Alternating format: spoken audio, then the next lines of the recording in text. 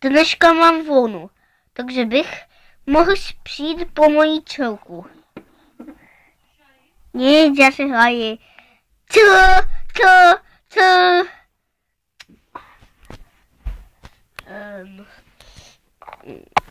Dobrý den. Dobrý den. Koho chcete poslat? Mindu. Ano, už vám ji posílám. Mindu, jdeš domů. Jupí. Nashledanou. Ahoj, Mindo.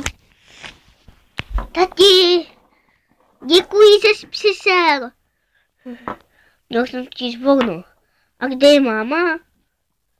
Máma je v pláči, řekla mi, že po tebe mám přijít. Aha. A kam půjdeme? Kam chceš jít ty? Na fotbal s mlíčkem a ťapkou. Dobře, tak jdeme pro ně.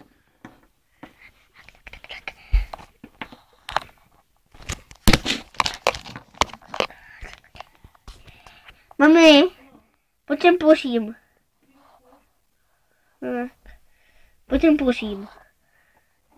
A já ti to potřebuji dát jenom na minutku.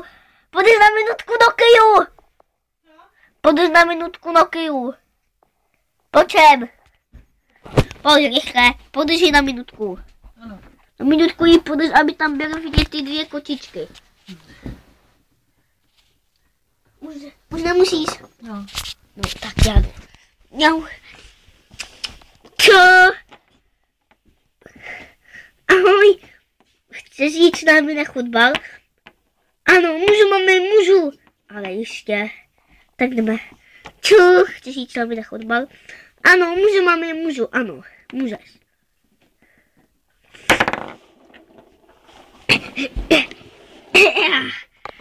Up. Gól! Tačka je vážně super fotbalista.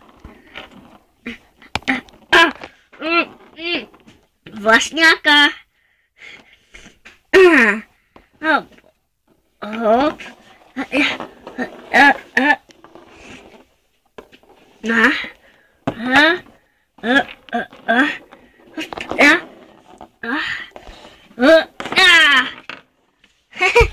To je skvělý.